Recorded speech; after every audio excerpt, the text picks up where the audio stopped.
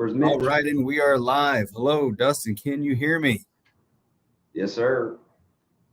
Oh, for whatever reason, I'm not sure if I can hear you. Maybe it's just my computer.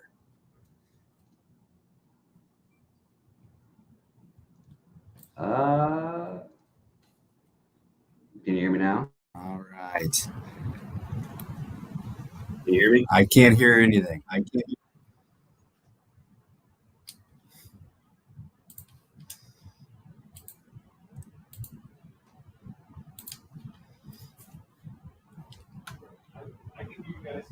Everyone I cannot hear Dustin. Everyone can hear and see me over here. It must be audio.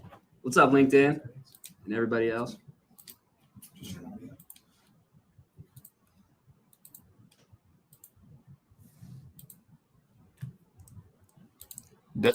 Hello.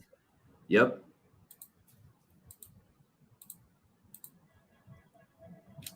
There we go. Dustin. Can you hear me? I can hear you. All right. All right. Hey, this reminds me of our first annual franchise convention when we had a little bit of audio video issues going on. But hey, we roll with the punches. That's right. All right. Well, I'm not sure if you gave an intro yet or not because I have not been able to hear you. But, first off, wanted to thank everyone out there who is joining us today. We're going to be talking a little bit about the importance of having a franchise convention, the importance of being able to get the team together, the importance of being able to get vendors together, and, of course, to build that culture and, what it really means to a franchise system. So, Dustin, what do you think? Why is it that, what are some of your top reasons or what are some things that you think about as to the importance of having a franchise convention?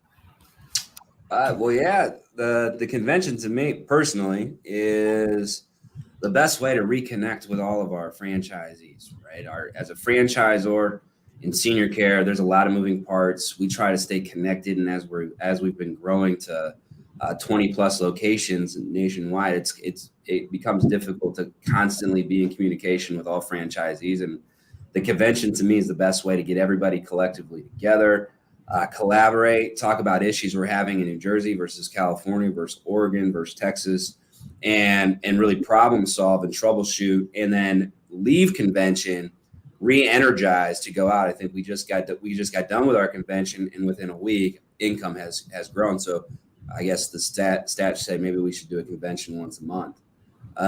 So I think our group would be super excited to do that.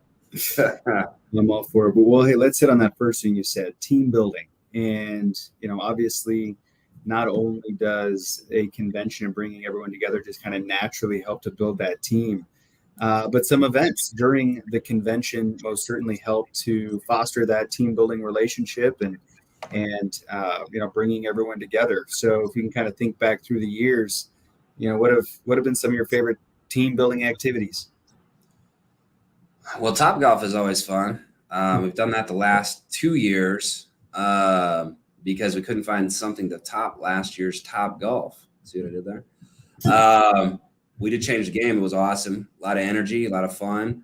That would be my number one team building event. But then I would say the other team building event is after hours.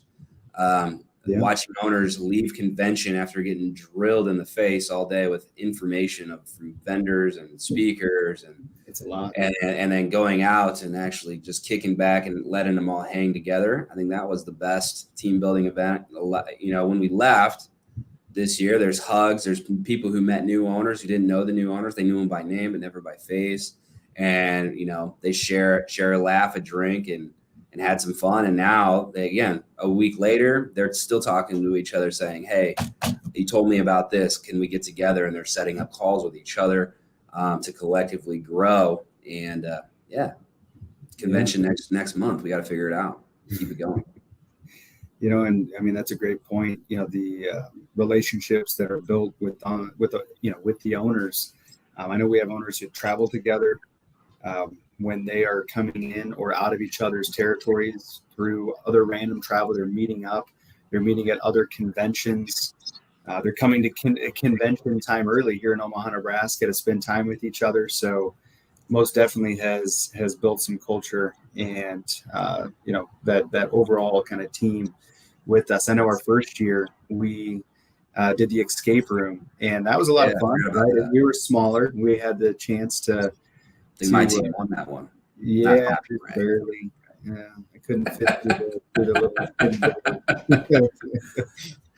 But and then the next year we went virtual, and we'll kind of hit on some other recaps of these. But we did a online kind of happy hour team building event where we had our own mixologist mix up some place at home cocktails, which was pretty cool.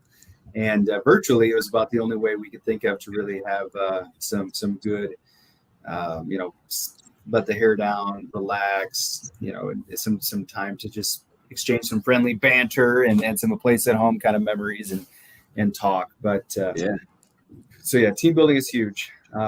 Also, idea sharing, right? Those after hour events that you talk about, and even during the day at break times, seeing people huddled up, talking about the things that they have learned, asking questions about things that may be coming to them, or some struggles that they have had, or some successes that they've had.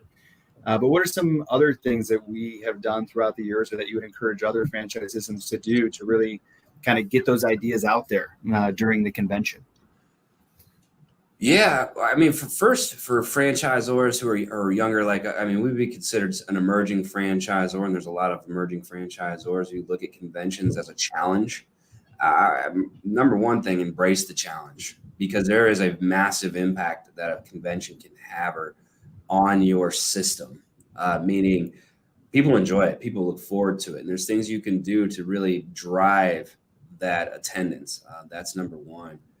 Number two was, don't think for your franchisees. I would say collectively ask your franchisees what they want to learn. The biggest challenge we have right now, Jerod, is we have what I think 60% of our locations are $1 million+ agencies, right? Mm-hmm. So we have this new group that's emerged into these big corporations with teams that they manage. You have that side, and then you have our newer owners who are within a year old, who are individual owners, maybe have one office staff member, maybe have 20 to 25 caregivers. Their challenges are completely different, right? I always tell people, year one is chaos, year two is organization year. So the biggest piece of feedback we're getting from people nowadays is creating tracks. How do you constantly try to evolve your convention to hit all parties? And I think that's our challenge next year, is how are we going to split that up, where we can give resources to the big dogs, and then continue to give the resources to the newbies who are going through the fire right out of the gate. And I think that's one thing that really has to evolve in our convention starting next year. No, that's a great takeaway, and I think that really was apparent after this year and even last year's roundtable events. I know we've sectioned off a time on the last 3 conventions to have roundtables and have some open discussions centered around some specific topics that, again, just through that idea creation process of asking owners what it is that they want to learn about, what are they wanting to discuss with their cohorts. And you're right, there becomes almost like this mentorship mentality, to where you have those $1 million+ home care owners, and you have some of those newbies. And it's a little bit one way in terms of who is receiving the information and who is giving the information. However, I know just, from the past and from just business in general, is that a lot of times new ideas are brought up and from those new organizations that may not have been doing it the same way for the last 3 years. And so, yeah, you know what? Seasoned vet says you got to do A, B, and C, and you got an upcomer saying, well, you know what? I tried something a little different, and it worked. And a lot of times they can take some knowledge from there. But I agree, we got to evolve and be able to allow our kind of seasoned vets some time to where they can have even more growth opportunities, versus maybe passing on some of their knowledge, to some of the newer owners. For sure. Well, yeah, you also had talked about motivation. On the surveys, looking at some of the feedback from this last convention, I think like the number one thing people had mentioned is like they're motivated. They're motivated to get back out there. They have a new breath of life kind of into them, saying, you get so involved in the day to day, and now you get a chance to step back to learn to have those conversations, and you're ready to hit the streets. So I'm with you. I think maybe we should think about maybe a convention every month. Uh-oh. Now we're on the same page with it. Our team is gonna be Anna. Let marketing know. They like to handle that stuff. Our event planners would be super happy. Don't know if we can keep the vendor sponsorship monthly, but definitely an idea for sure. You talk about motivation. One thing I wanted to say too is that for those that are thinking about opening maybe a home care company or even looking at business ownership, you get ingrained in your, like you said, we've been saying this, you get ingrained in your day to day. I think the biggest thing is this gives them a break too. Convention gives you a break away from your day to day, right? That's one thing that we hone in on too when they come. Like, make sure you have your house in order before you come to convention, because we don't want you stepping out in the hallway and trying to do scheduling, right? Those newer owners, it's really hard for them to kind of step away and unplug, but we were really good about trying to hold them accountable to themselves. Let your team, which our theme this year was next level. How do you get to the next level? Let your team start to run the business that you've created and build that trust. And I think that really motivates people to attend as well, is because it's a way to just forget, right? Home care is hard, right? Home care is super hard. You got constant fires that you're dealing with, and when it's silent, you almost get nervous why it's silent, and that's not a bad thing, right? It's just a busy business. You got paperwork here, you got client signing here, hiring here, orientation there, in-home assessments, marketing visits, sales calls, coffee, contacts, lunch and learns. You have all this stuff constantly. Those 3 days at convention, you forget about it all and then recharge and then hit Monday and go back. Some owners I don't even think went back until like a week later. One of our owners went to Vegas right after. They just kept it going. They just kept it rolling. So anyways, yeah, that's probably the number one thing about conventions is the ability for them to step away from their day to day. And I noticed, Dustin, I'm sure you did too, at this convention, fewer and fewer people had to step away from the actual convention to manage their location.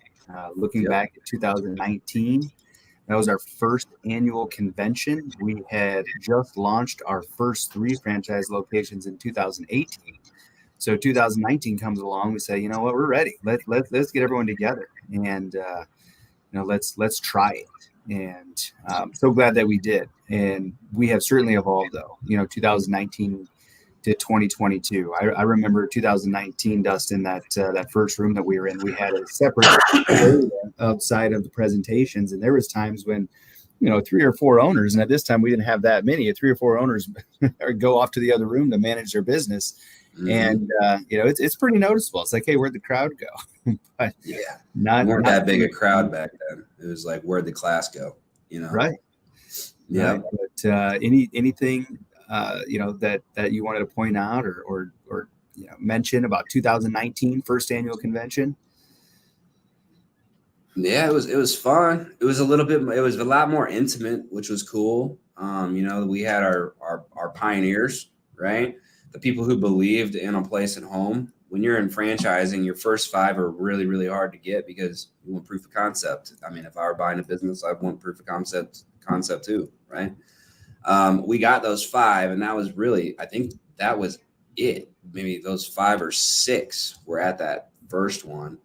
So it was really intimate. We could do more things and collectively focus on our owners, where at this one, it's evolved into owners. I mean, you and I were all over the place. I mean, I think this year we had commitments to vendors that we've never had before. And we really couldn't be 100% involved with the owners' day-to-day activities like we were in that first one. Mm-hmm. But what they did was they leaned on each other, right? And that's the coolest part about our system, is that all these owners are bought into everyone's success. So they all support each other, and they don't really need corporate office. Well, they always need corporate office rephrase that. Absolutely. Those franchisees watching out there. But they don't need us to handhold them through convention. They can meet each other and learn from each other and ask questions from each other and let us make sure they have the time of their life. Yeah. So, 2019, I know we had learned a lot from that convention. We were so excited to go into 2020, into our second annual convention. And literally about a month and a half before convention started, we had to change directions and go 100% online, which, man, I'll tell you what, that was a Brutal. sad moment. I remember the Brutal. reaction from across the entire group saying, like, really? We're not going to come and get to see everybody? But because of COVID, obviously, we had to take it online. But we rolled with it. We rolled with it. Yeah. Yeah. Let's skip 2020 and go to 2021.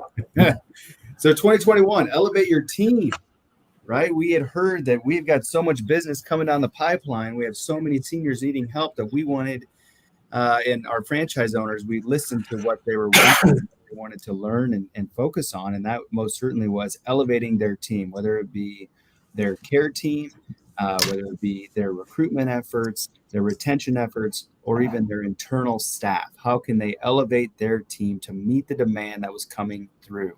Because during COVID, we thrived and we still are thriving in terms of new clients, revenue, numbers of hours, setting records all the time. Well, how do you meet that demand, right? So we had to talk about elevating your team. Dustin, anything that sticks out from 2021 last year? No, I mean, you pretty much nailed it. Last year was all about employee development, right? From orientation development, from caregiver development, to inner office staff development, to franchisees turning into more, enterprise managers, right? We had $2 million agencies. We had our first $3 million agency, and we really had to focus on getting people to motivate their teams and build them and develop them. So that was the point behind elevate your team. Yeah. That was the first year where we had a professional keynote speaker. Yeah. Right. It was great. It was engaging. Kara Soletto came in and, really brought a lot of awesome information about the changes that COVID had brought and the changes within the employee workforce and how we needed to meet those changes. How, there has to be some give and take. You can't necessarily have a hiring process anymore that lasted 3 or 4 weeks with multiple interviews and face-to-faces and meet the teams. It was, hey, this is a gig economy. People can log in on an app and start working today for Uber. How are you going to match that? So it was kind of neat in being able to reframe some of our, at the time, kind of older ways of hiring and hearing what we can do to kind of meet those new needs of how we're going to be able to bring on the workforce. So that was definitely something that stuck out for me. Yeah. Awesome. Well, that brings us to 2022. I know we have mentioned quite a few things about this last convention, but absolutely have taken it to the next level in terms of evolving. Stayed at just an incredibly nice venue here at the Kimpton Cottonwood Hotel in the Blackstone district of Omaha. Everything from the opening reception and, our breakout session rooms, our convention area, everything was just a whole nother level. Just the venue was fantastic. Speakers were great. And this year, now that we had focused so much on building the great teams and we had, is how are we going to break out of this comfort zone in which some people were feeling that they were in now during COVID and take their business to the next level? Yeah. That's some takeaways from this year. I mean, that was the biggest thing we took the whole convention to a whole new level. I believe we took the budget to a whole new level. I'm still interested in seeing where that landed. Because we're still paying bills on that, but it's all about the franchisees and their experience. So, and this year people are already, again, they've gone home. They've re-energized. I think we already have a couple inter-office job postings. We have people looking at Google AdWords, which was a huge push. Right now, I just saw Anna on the phone with Dita Jenny talking about some, how do I get on AdWords and start growing my online presence. One thing we forgot to mention is our vendors, right? This is also a time for us to have our vendors come out, sponsor, and continue to build their relationships with our owners, and even new vendors, those who are trying to speak to our owners and get FaceTime, who are newer, that didn't have the luxury of being introduced to all our previous owners. And that was great. I think that was a huge opportunity. I actually have a follow-up phone call with one of our vendor partners in Paradigm next week to talk about how we're going to take our relationship to the next level. So I think that's also a key takeaway, is that the vendor sponsorships and their involvement was huge this year. Yeah, and I'm so glad that you're mentioning the vendors, because obviously without vendors, it is really hard to throw such an amazing event, such as what we just had, or any event really, for that matter. But not only do their sponsorships, really help to drive it, but those relationships that they create with the franchise owners are special, right? Although, our franchisees are paying these people for a service or for a product, like there's people at the other end, and it helps to meet them and put a face to the name and shake their hand and, have conversations just outside of work, and just know, like, hey, we're all in this together. How can we all, kind of come together and take not only that relationship, but how can we utilize your tools, your sources, your services, whatever that might be, to another level. So that was great. We had an awesome sponsorship turnout. Love seeing the tables and the engagement. We even had one of our vendors help host a roundtable when we had to have a last minute kind of pivot. And it was great. It was a great success. There was a lot of great collaboration there and some really nice key takeaways from that table. So, can't say enough about the vendor partnerships. Thanks, Aging Care John Wilson, if you're watching. For stepping in. I know a lot of people had questions about that, the lead generation. Yeah, absolutely.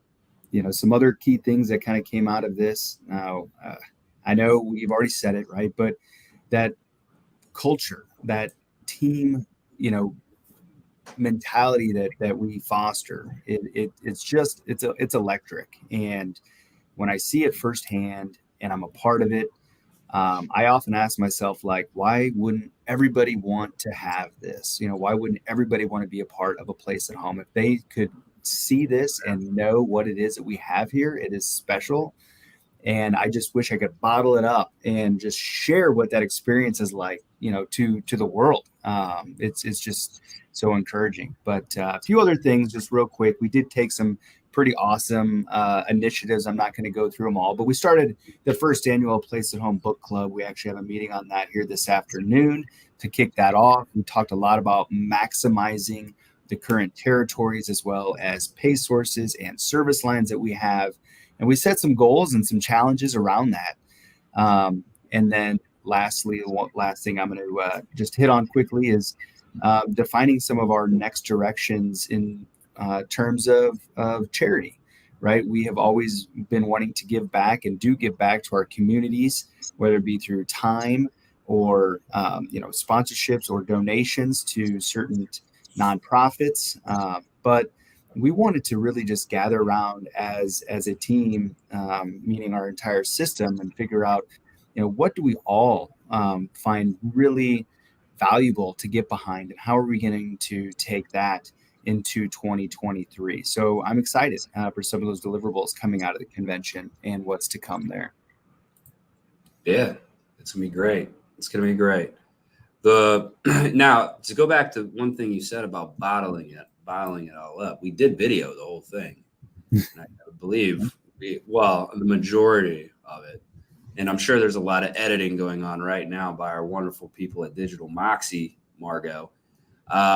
There's your little plug there. Thank you for all that you do. Margot. And so that bottle will be released on our YouTube. So for those of you watching, please subscribe to our YouTube below, like this video event, and get all the major content of our convention coming in the next couple of weeks. Now, real quick, Jerod, because I know we got about 5 minutes left on this live, and it's sitting here on this agenda. the best thing about convention that we haven't really mentioned, and I think we're saving the best for last, was the award ceremony, being able to celebrate our awards. What do you feel about the award ceremony? What do you remember most about it? I love when we announce, because Dustin and I get to announce who the award winners are.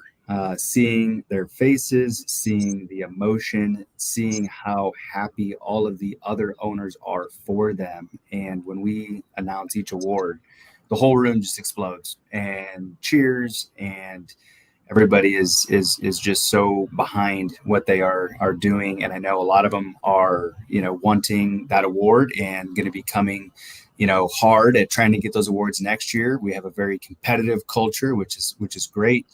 But that's one thing I just love seeing, is just when we announce those awards, just the excitement in the faces of those who are winning the awards, and just how happy everyone is for them. But yeah, that was one of my highlights. How about yourself, Dustin? Yeah, I mean, I piggyback off the announcing. I love being able to announce and share accolades of those top performing award winners. I would say this too. There's a lot, years previous, when you talk about 19, 20, 21, there's a lot of owners whose names were consistent in those 3 years. This year was the first time there was a very diverse group of owners, which means awards are starting to get harder to get.